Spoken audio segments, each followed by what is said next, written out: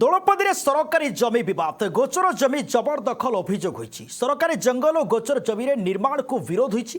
ଶତାଧିକ ଗ୍ରାମବାସୀଙ୍କ ପ୍ରତିବାଦ ଦେଖିବାକୁ ମିଳିଛି। ଦର୍ଶକ ବନ୍ଧୁ, ଭଦ୍ରକ ଜିଲ୍ଲା ବନ୍ଦ ତହସିଲ ଅଞ୍ଚଳରେ ଏକ ସରକାରୀ ଜମି ବିବାଦକୁ ନେଇ ତୀବ୍ର ଉତ୍ତେଜନା ପ୍ରକାଶ ପାଇଛି।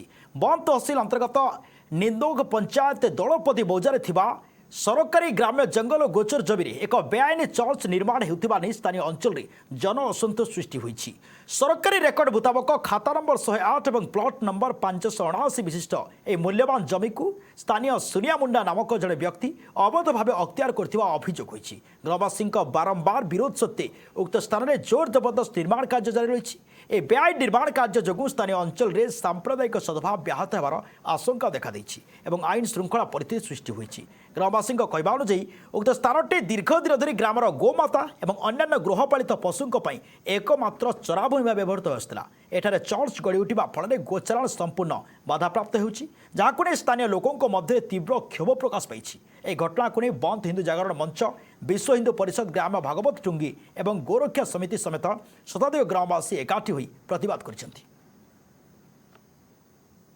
ଗତକାଲି ଆମ ସଂଗଠନ ତରଫରୁ ଖବର ପାଇଲୁ ଯେ ଦୋଳପଦୀ ଗ୍ରାମରେ ଜଣେ ଆଦିବାସୀ ପରିବାର ସେ ବହୁ ଦିନ ଆସି ହଦଗଡ଼ ଅଞ୍ଚଳରୁ ଆସିକି ରହିଥିଲେ। ସେ କ'ଣ କରୁଛନ୍ତି ନା ବିଭିନ୍ନ ଆଦିବାସୀ, ଗରିବ ଆଦିବାସୀ ଏବଂ ହରିଜନ ଲୋକଙ୍କୁ ଖ୍ରୀଷ୍ଟିଆନ ଧର୍ମକୁ ପରିବର୍ତ୍ତନ କରୁଛନ୍ତି ଏବଂ ସେଠି ଆମ ସରକାରୀ ସ୍ତରରେ କୌଣସି ଖ୍ରୀଷ୍ଟିଆନ ନଥିଲା ବେଳେ ସେମାନେ ଖ୍ରୀଷ୍ଟିଆନ ହେଉଛନ୍ତି। ବନ୍ଦ ଅଞ୍ଚଳର କୌଣସି ଖ୍ରୀଷ୍ଟିଆନ ପରିବାର ନଥିଲେ ସେମାନେ କ'ଣ କରୁଛନ୍ତି ନା ବିଭିନ୍ନ ଆଦିବାସୀ ହରିଜନ ଲୋକଙ୍କୁ ଆଣି ଖ୍ରୀଷ୍ଟିଆନ କରୁଛନ୍ତି।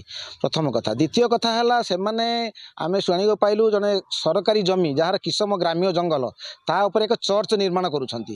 ତ ସେ ଦୃଷ୍ଟିରେ ଆମେ ବିଚାର କରି ଗାଁରେ ଆଜି ଯାଇ ଭେଟିଲୁ ଗ୍ରାମର ଯେ ୱାର୍ଡ ମେମ୍ବର ତା ସହିତ ଗ୍ରାମର ପ୍ରମୁଖ ବୁଦ୍ଧିଜୀବୀ ମାନଙ୍କ ସହିତ ଭେଟି କରି ଆମେ ନିର୍ମାଣ ହେଉଥିବା ଚର୍ଚ୍ଚଟି ସରକାରଙ୍କ ଅଧୀନସ୍ଥ ଗ୍ରାମ୍ୟ ଜଙ୍ଗଲ ଜମି ଉପରେ ଚର୍ଚ୍ଚ ନିର୍ମାଣ ହେଉଛି। ଆଉ ସେ ବ୍ୟକ୍ତିମାନେ ବି ଏଠିକାର ନୁହନ୍ତି, ସେ ହଦଗଡ଼ ସାଇଡ଼ରୁ ଆସି ତାଙ୍କୁ ଗାଁ ଲୋକ ରଖିଥିଲେ କାମ ଦାମ ପାଇଁ। ସେ ଆଜି ବଂଶ ବିସ୍ତାର କରିକି ବର୍ତ୍ତମାନ ଚର୍ଚ୍ଚ ତିଆରି କରୁଛନ୍ତି ଖ୍ରୀଷ୍ଟିଆନ ଧର୍ମକୁ ଅବଲମ୍ବନ କରି। ଆଉ ଆମର ସେଠି ଗୋଟେ ଆଦିବାସୀ ସାହିର ଚର୍ଚ୍ଚ ତିଆରି ହେଉଛି।